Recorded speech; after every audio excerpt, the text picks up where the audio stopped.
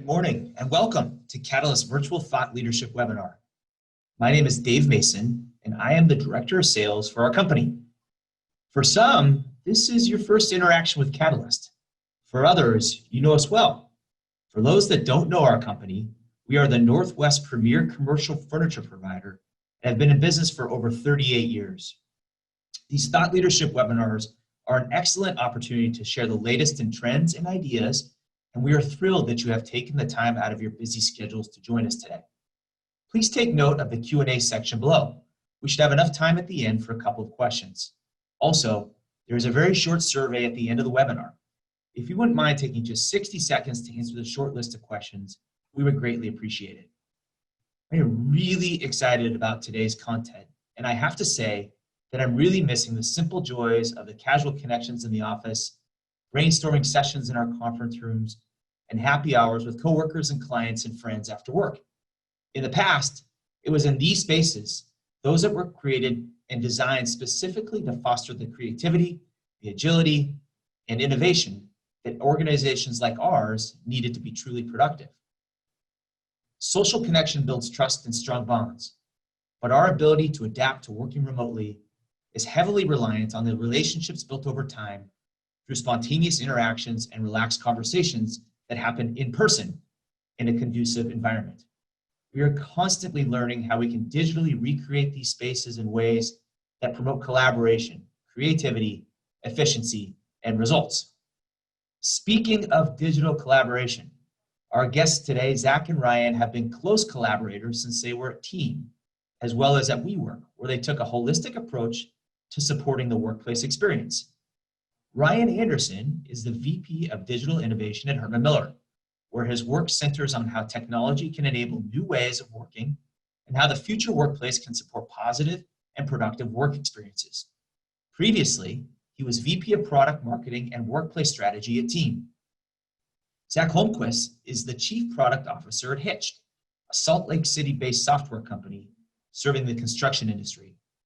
Previously, Zach co-founded Team, a software company focused on improving workplace experiences through space reservation and workplace analytics, which was acquired by WeWork in 2018.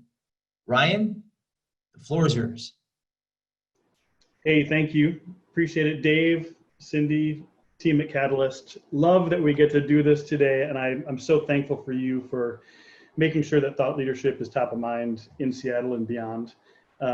I'm super excited about this. You know, I have the privilege of doing a fair number of webinars and that sort of thing. And when the team at Catalyst said to me, hey, do you want to talk about collaboration? I said, yes. Can I bring a friend?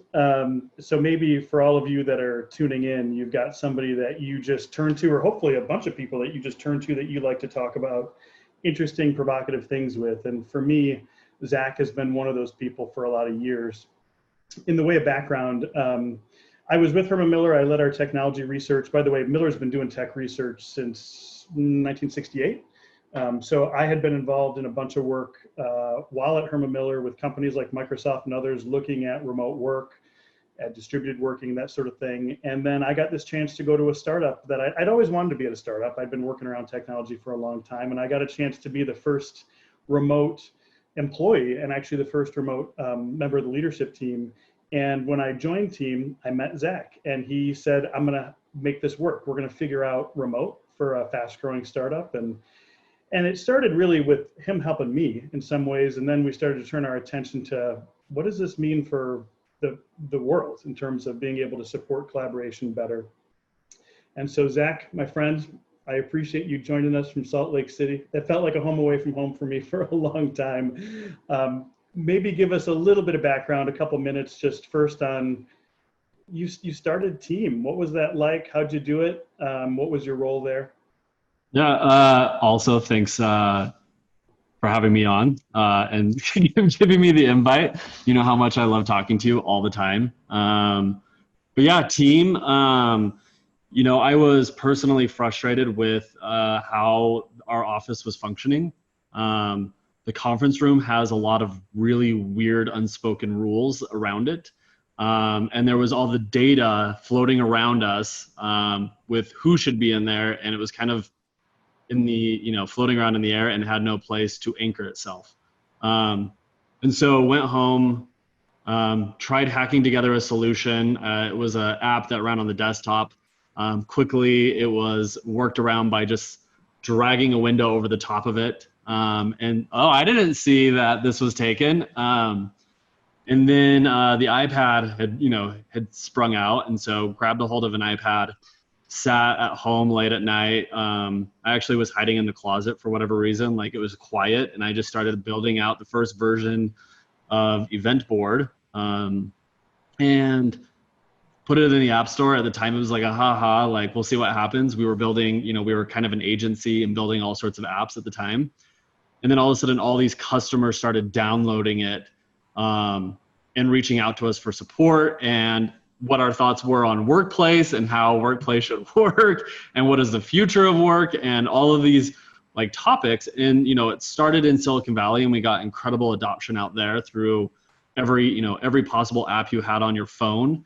And me as a technology person was like losing my mind every time they would invite us out and they would, be asking for thoughts and opinions. I'm like, oh my gosh, you have no idea how hard I'm fangirling right now, wanting to work for your company instead of like building you the software. We just kept building and we kept taking feedback. We had incredible customers, and ended up raising capital as a startup, bringing on great people for the journey, and then, like you said, exiting it to WeWork in 2018. So you dove, I know you dove headlong into the world of facilities and real estate. Team was mostly working with IT leaders and their conception of digital workplace, but you personally also took on the responsibilities of workplace experience for the staff for a fast growing startup as well. What was that like? Yeah, so it was like, it came with all sorts of like making a lot of mistakes along the way. There was this realization that there was more going on than just simply IT supporting end users. And that it was clear that there was this fusion between technology and workplace that needed an answer. And so, my mom was an office admin for a long time, so I kind of grew up around, bits of it. And then just again started circling myself with mentors and advisors and learning how everything worked in that industry, to some degree, but came at it from a completely random background, which was tech. And so everything I saw was, well, how can we illuminate this space with tech? Or how do we take a physical space and bring it onto, online? So how do I recreate that water cooler experience? And how do we do onboardings remotely where it feels just as magical? And it was just always that like desire to just build magical experiences, because that's, those first experiences on onboarding, those experiences around the office, can you recreate those and create connection at the end? So I think that's one of the reasons we bond, because I kind of came at it from the opposite standpoint. Grew up in the furniture industry. I know facilities, real estate more than I do. Well, at least I started out knowing more about that than I did tech. And I remember I was working for another manufacturer at the time, around 2004, 2005, having a customer say, why aren't people spending as much time in their cubicles? And the answer was, well, you put Wi-Fi in the office. Starbucks has it down the street, and you gave everyone laptops. It was the first time that I realized, geez, so much of what we know about workplace design is actually based on the tools we use and the constraints or freedoms they put on us. And I think that's the story of what's going on right now. I mean, when it comes to remote and distributed work, and by the way, when I talk about those, remote to me is location. Distributed working is how groups work across locations, including the office, to get their work done. And distributed collaboration specifically is, what does it look like for groups to get their goals met when they're not all in the same place? That was happening. I mean, it's not like this is brand new. There was a trajectory that started all the way back with those first devices. Software began to enable us to work differently over years and years and years. I think the challenge was, for most organizations, working in a remote location required approval. It was like a perk, and people didn't always know the tools. And then COVID-19 hit, and it was like, bang, those two things are out the window. Everybody's got permission. In fact, it's a requirement. And now you're going to go adopt the tools. And I think the world is on kind of a journey to figure out, in some ways, what certain types of teams had already experienced, which is what does it look like to work across distances. In the last, however long it's been, year and a half since I've been back at Herman Miller, I've only worked with globally distributed teams. One of them, we only got together one day the entire year of 2019. And so I think it's a mixed bag. I'm curious from your perspective, both as somebody who leads software development, but also who was involved in workplace. How do you think collaboration's changing? What are you seeing? I think you brought up like, a couple really fascinating confluences that all just struck at once, which is this untethered style of work, one, which is work, I can be somehow magically through some mechanism, I can have a terrible connection on an airplane and still interact with the world and do my job. Whether that's a good thing or a bad thing is yet to be debated, because, sometimes it's nice to untether from that. But with the proliferation of mobile devices, ubiquitous internet, and I think the other big confluence is you have easy ramps into B2B software that's masquerading as consumer software. So great example, right? Dropbox. Like, I can't think of like one IT IT manager who hasn't had to deal with confidential company files being dragged and dropped into a Dropbox because it's so easy just to download it and it solves so many problems. But where did that just go? What servers is that is that document stored on? What other computers have access to this data? What are the controls and governance of that data? And so Dropbox is a great example of absolutely B2C, business to consumer product, but it's also getting in through that B2B route. So you can get an enterprise Dropbox account. Box is the same way. Slack is the same way. Microsoft is slowly sneaking into that same thing where, it used to be, let's buy like a $1,000 CD-ROM that's outdated in a year or two. And now it's just like, I don't know, sign up for free. And then they slowly, boiled that frog. And now you sign up, for a monthly subscription for your access to Office. And now suddenly Teams comes out and it's free. And so now they've just like went into that consumer route. Yeah. They got the consumer adoption and now forcing it into the business. Yeah, for the sake of those on the call with facilities, real estate, interior design background, Zach just touched upon a couple of key trends that if you happen to talk to IT people are worth knowing. One is consumerization, which is basically the way that we prefer to use consumer-like technologies and they need to be super intuitive and easily adopted. And that's been a challenge for enterprises, particularly for audiovisual folks, by the way. And then democratization, which is like, it used to be that those companies that had the most to spend on technology had a competitive advantage. Now they're the ones stuck with a system from 4 years ago. And it's the startup that can go adopt something, some freemium model for the cloud that has the advantage. I think what you're describing is at the heart of the changes going on. It's around software, it's around collaboration platforms and people's ability to adopt it. And specifically, not to get too techie, I think the world of workplace, if I can be that general, has historically thought of collaboration as co-located, like you're together, and synchronous. You're together at the same time. So you're in a room, and maybe if somebody's not there, they're on video, but it's still a very event-driven, synchronous sort of interaction. When I talk to techies, and this has been going on for years, probably since the launch of the Google Suite, when software developers talk about collaboration, I find they rarely are assuming that the process is synchronous. And my gut is that the more these teams get distributed across the world, the more they're adopting asynchronous interactions, meaning you're working on something together, but you're doing it when you have 20 minutes. So we're going to build a document together, or we're going to prepare for a webinar, but we're not going to hop on a call. We're just going to exchange some notes back and forth. Any thoughts on that and where you think collaboration might go in terms of that balance? And I think you brought up earlier a couple fascinating points. I think one of my favorite conversations I ever had was someone who was migrating, this goes to your earlier thing, off of a legacy, like an on-premise system of running Exchange and Microsoft locally for all their teams, and they were moving it all online. And he's like, it's going to take us like 6 months to do the migration. I'm like, 6 months? Like, what do you mean 6 months? He's like, it's a physics problem. We are solving physics problems because you can only transfer data at this specific rate. And like, even if they're sending you servers to offload that data, like it becomes a physics problem. So it's really fascinating, this awkward bridge we have from, where we were and all the tools that we invested heavily in, and just how commoditized some of the stuff has gotten to. I mean, it gets expensive if you ever look at a bill from Dropbox, Slack, any of these services, like it adds up quick. But the shift has been, in the works for a long time, as you mentioned. I think what's fascinating is that on any given day, work is wherever you have an internet connection now. And I think that presents really fascinating problems from even a data standpoint.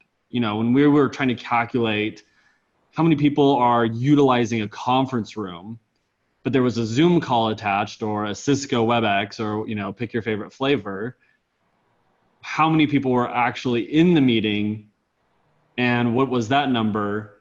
And then what does that look like from a real estate and facilities perspective? And how does that mess up your numbers?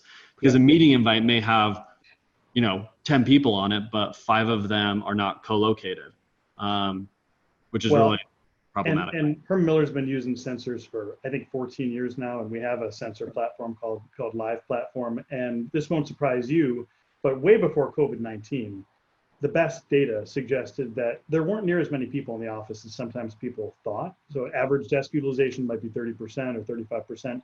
Conference rooms are booked, but to your point, if there's 8 people invited, probably not 8 people there. And people were working not just from home, they were working hundreds of locations, right? And so when COVID hit, it's not so much that we had to leave the office and work from home, it's that all of our options were taken away from us and we had to work from home. I'm curious now, with your experience, if you were to create a team that was going to go create the next big product, would you care about having people in the same location? Would you hire from anywhere? Like, what would you do to make sure that they were as collaborative as possible? I think I think you called out that collaboration can be a muddled term between IT and facilities, because they both speak to and you and I, like you started having this conversation with me of when I say programming, I mean this, and when you say programming, you mean this, and there's all these vernacular is different. Vernacular is very different, but we use a lot of the same terms. It's tricky because I think if you move out the word collaboration and you go to how do I rally people around, how do I connect individuals around a mission? And once we have a mission that we're going after, we are going to bring, the following technology to do, to increase collaboration, using a word we just said we should ban for a second. If you're out there building that product, what is our goal? And then how do we facilitate connection in ways that are meaningful? And it really comes down to watching and being proactive, talking, it's, who was it? Oh, Paul Chapman at Box. He referred to himself as the Jane Goodall of The Office. I think it was like one of my favorite. He's a CIO at Box, and we were having a conversation. Were you there, Ryan? No. Oh. But I know him, yeah. He's awesome. Yeah, so he's a great guy and just a hyper, aware individual.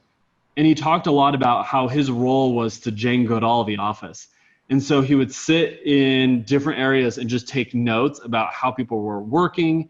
He would go ask them what technology they were using, what was the apps they were using. Like, he would just sit there and ask them all these questions. It was incredibly inquisitive to understand why that culture was bearing itself out. What were the workarounds people were using for technology? What other solutions were they using to solve problems, even if the company provided that software? How were people interacting with, the tables or the chairs or the conference room space? And then he would take a step back and try to be proactive around how do I provide the tools for people to be productive. And that's really how we do it now. We assume evolution is the greatest thing to ever happen inside of our company, and that we've got it wrong. And it's up to everyone to sit there and be curious and, give feedback when something isn't working. You know what? Our daily stand-up does not work for me every day at 9 o'clock on Zoom. And so we got rid of it. And we just said, okay, you know what? You're all adults.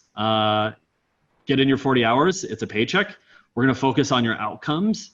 And it's up to me as a manager to make sure your outcomes are aligned with the business, and then to coach along to move it along. And if it's tools that are in the way, let's solve for that. If it's processes that's in the way, let's solve for that. If it's, you know, this, that, or the other, let's solve for it and just keep evolving. And that's what you and I experienced at Team, was that constant evolution of like, this is kind of broken, or this is really not working for me, or actually this is really great. Well, I think one of the most important facets there is that while real estate and facilities may feel like they're responsible for providing the environments, and IT may be responsible for providing the tool, if you ask the question, whose job is it to make sure people have a good, productive experience from home, ultimately you have to land on it's the employee's responsibility, and those teams are there to enable and equip. And that mindset is not always prevalent. I think both teams in some cases have had to build it, and they will use it sort of mentality. Not always, it depends on the organization.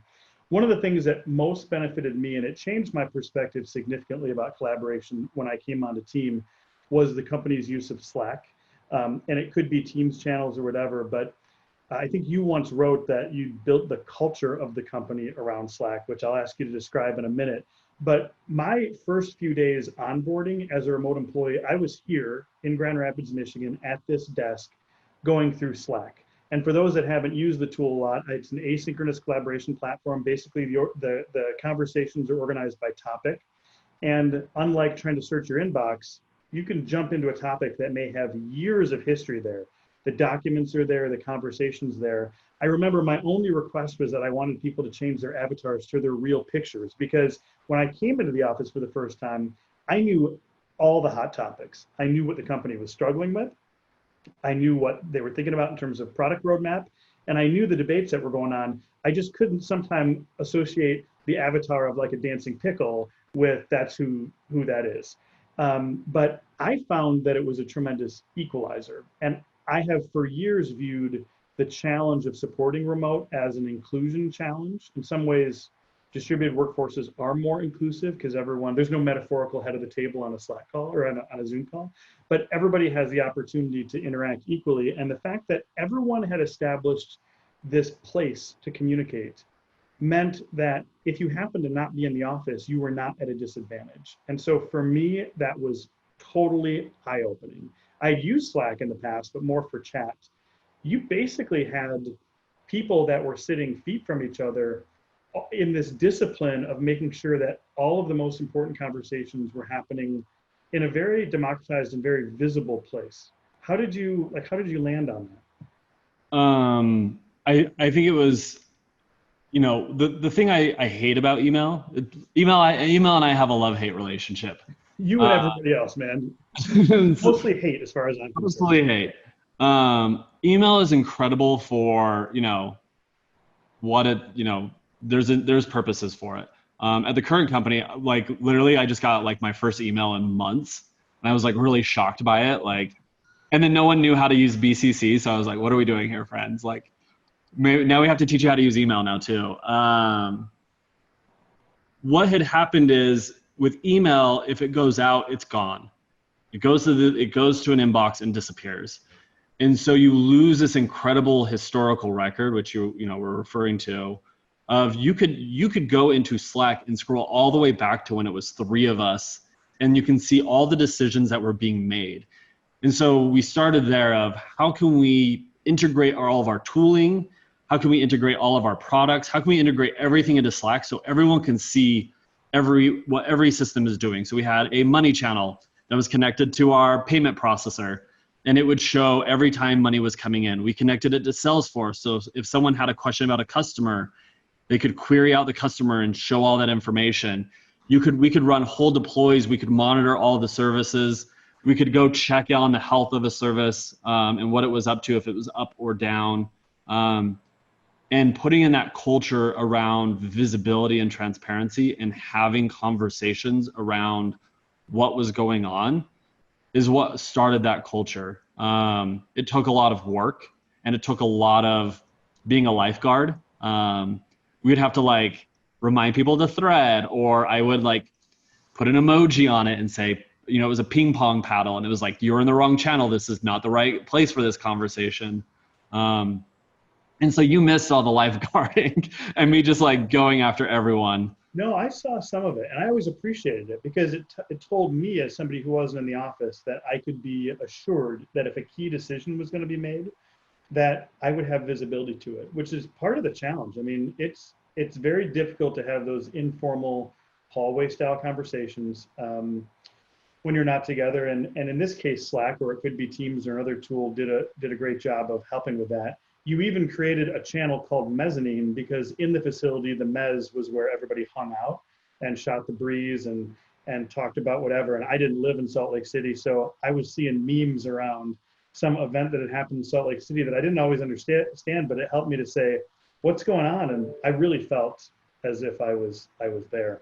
And I think that was like the big, you know, how do you, you know, if you step away from the physical space, what does that space facilitate?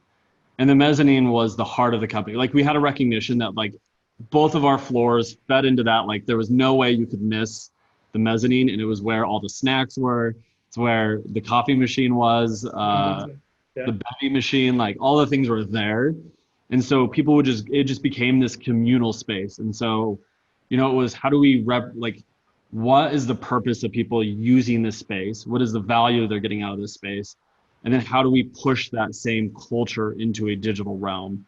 And so it was exactly that. People knew the moment there was a mezzanine channel, what it was all about. We put a topic that was like, you know, share your favorite memes, relax, like cool down. And that's like, and people just understood, they could associate the physical workspace culture and transfer that over. And so, and you know me, I use pop culture and analogies for everything, because all of these, like, it's like an iconography. Calling it a mezzanine, it already had all this baggage built in and all this understanding built in that you could just take that and transfer it over. So I constantly look at explaining myself through pop culture. You know, this feels like this moment in a movie, and people just know that emotion because they had an emotional reaction to it. And so used a lot of that to convey culture. Yeah. Memology. I definitely want to leave a fair amount of time for Q&A. So I'm going to have us go a few more minutes. And I kind of want to take the lead on talking about a question that I'm guessing some of our friends on the call might have, which is, if software is able to so holistically support collaboration, and if it isn't always about being in the room the same time, same place sort of thing, what's the value of the physical work environment? And I can tell you that, and I'm happy to give anybody that wants to talk about this a much longer answer, but rest assured, there is still a ton of value. A few things that I might reference is Gallup, who does a fantastic bit of work on employee engagement. That's really kind of the heart of what they do as a business these days. Produced a study that they shared in, I think, January, that basically correlated levels of employee engagement with the percentage of the time in or out of the office. And what was interesting was there was a higher level of active disengagement among two groups: those that were in the office 90% or more, meaning they hardly ever could leave and do something else, and those that were there like less than 10 or 15%. And Gallup actually came out and said, we think being in the office like 2 days a week is going to be optimal for most, which, by the way, I've had that autonomy for a lot of years, and that's exactly what I have found to be the case. There's some sociological models that are deeper, and I won't get into it right now, but basically we've got like our primary network, and those are the sort of people that you might talk to throughout the course of the week on a Zoom meeting or on a Teams meeting. And then there's like hundreds of other people that you can deeply benefit from being around. It sounds too cliche and lighthearted to say, well, it's those unscheduled serendipitous interactions. No, it's like, it's your extended network. It's how you learn. It's how you find out what's going on in the company. It's how you build trust relationships.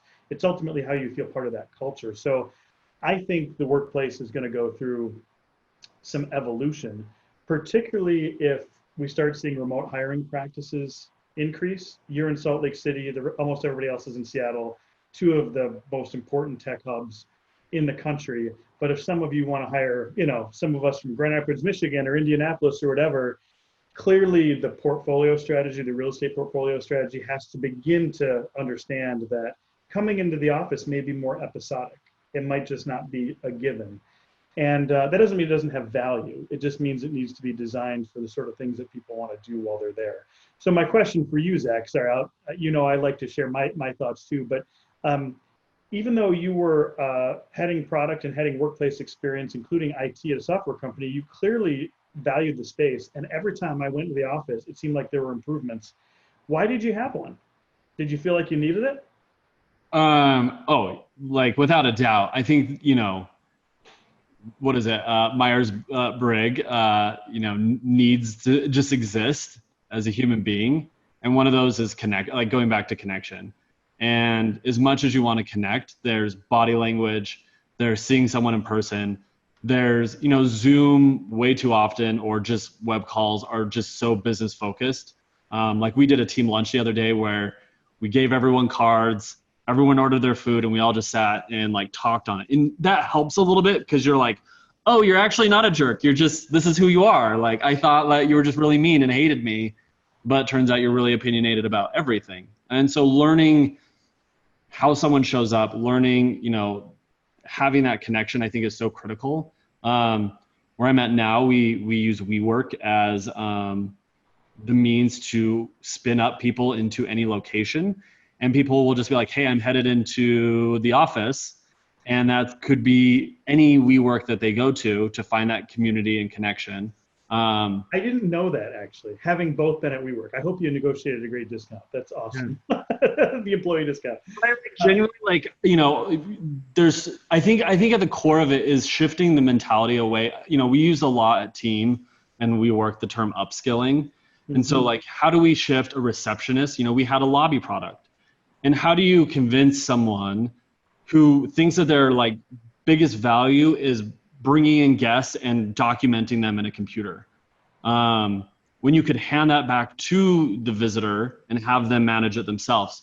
That unloads you to start having different roles. And so that's where the language of, you were called a receptionist or front desk now, but what if you like started thinking of yourself as a community manager, and you're curating culture and you're bringing people in. And if Ryan's coming in, how would you show up, and what would be different about that experience?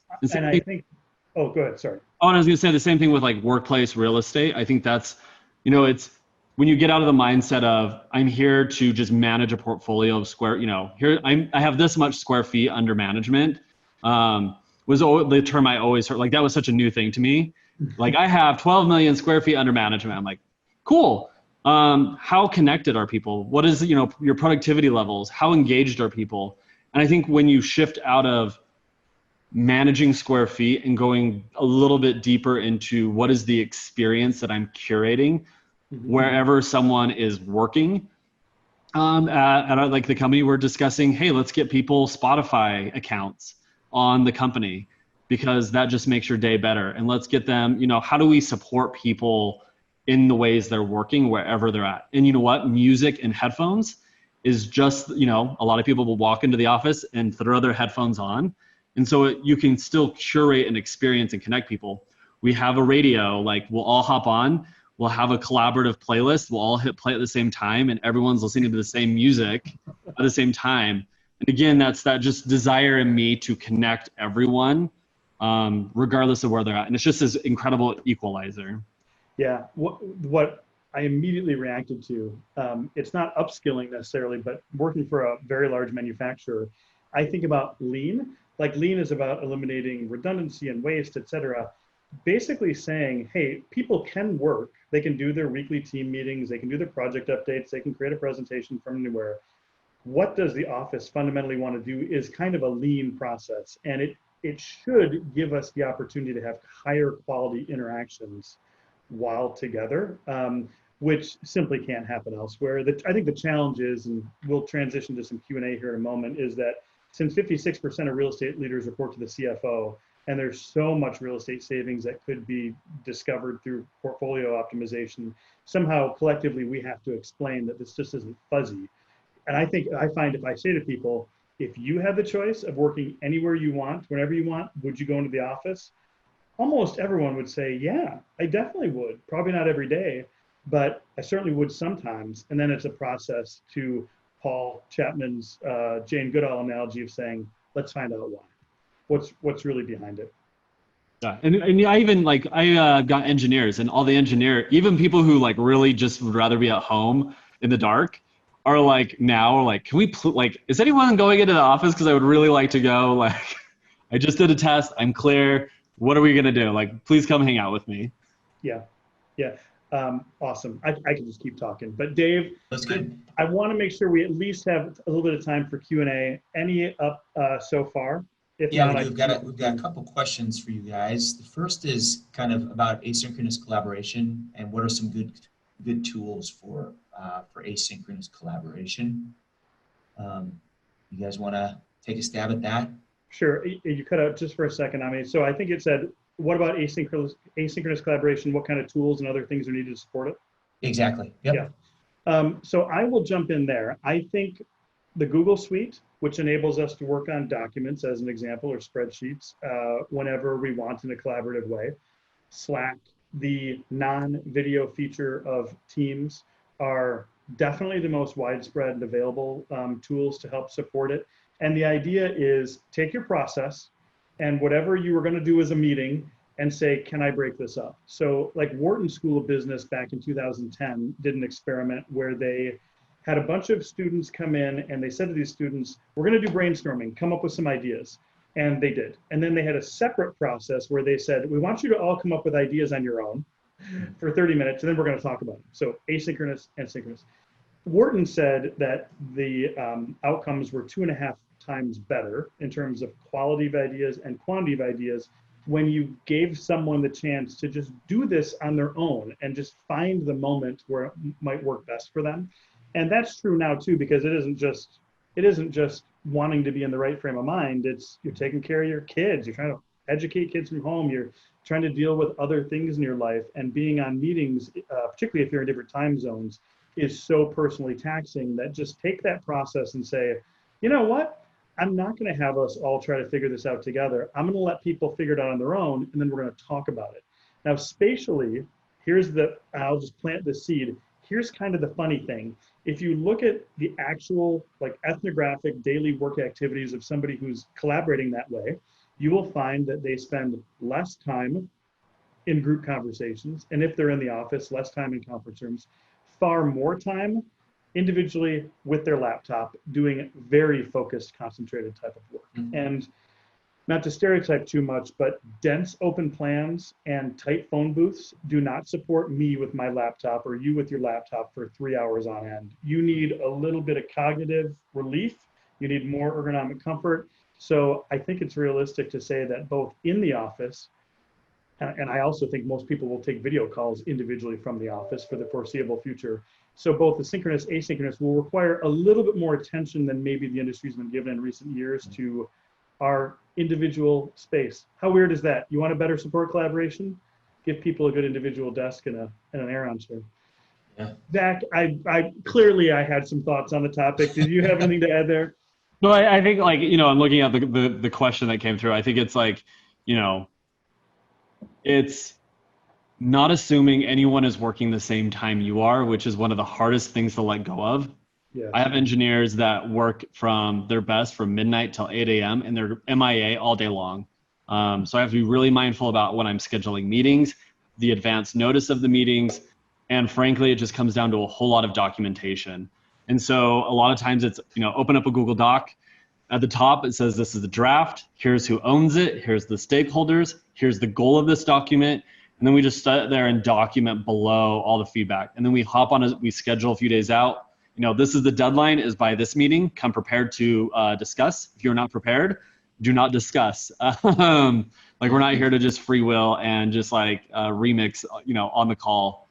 And then there we just, pare everything down. We edit the document and we just keep editing it until it becomes ratified essentially. And once it's ratified, we transfer it into another tool we have called Notion, which gives it visibility to the entire company. So it's, it runs like a wiki. So it's very visible. But it just is that it's having, when you get in Zoom, you've got the 5-minute rule. And if we've hit it and you start, you just start going, everyone's got the doc open. And that like collaborating in a Google Doc or, Apple has a solution, Microsoft has a solution, Dropbox has a really great solution called Paper. There's a lot of places to have that, but that's like been critical for us, is just someone owns the outcome and gets it all out in a document. Well, I'll give you one other example, and this is it's super basic example, but just yesterday I was on a call with some people. We were trying to think through a new business model that we've been thinking about, and someone on the call said, I think we should stop talking. And we were on Teams, so the chat that was happening within the call lives on after it. And she said, let's just keep adding into the chat until tomorrow afternoon. Because she basically said, I am not in the state of mind to think about this right now. And I think she had some other call coming up. And so that was just someone saying, being always on together isn't serving the outcome very well. And I just read the question too. The other example that might be helpful, and Dave, I can provide some links to some resources if it helps. I wrote a piece for Cornet in 2018, I think, on this, is look at the music industry. It used to be that musicians would go into a studio with a bottle of Jack for a couple of days and cut an LP. And now what do? Somebody's in LA and somebody's in Nashville and somebody's in London, and they're recording their individual tracks, and they actually do it faster because they don't have to align schedules. And then a producer puts it together and everyone has a chance to say, that sounds good, but can you change this? And the overall outcome is better and faster. And is there a loss there from not being together? Yes. And there's still times you need to be together. Even 100% remote teams usually get people together in some sort of episodic way every quarter or something like that. So yes, it's important to be together, but in terms of collaboration and getting good, fast outcomes, asynchronous has a lot of advantages, particularly if you're in different time zones. It's letting go a lot of mental models of how work was working and treating it as just, we have deadlines, or the time to talk expires, and you kind of like, you extend it a little bit longer to accommodate for it, but it's divorced itself from a lot of thinking. Well, and Jason Fried, who's CEO of 37 Signals that makes Basecamp, in his book Rework, basically encourages you to do some math. So like there's 12 people on a meeting for an hour, and you only need 5 minutes from each to review something. So in theory, that should be 12 times 5 or 60 minutes. Instead, you've traded 12 hours of individual productivity to have all of them on a meeting for a whole hour. And it's just not always efficient.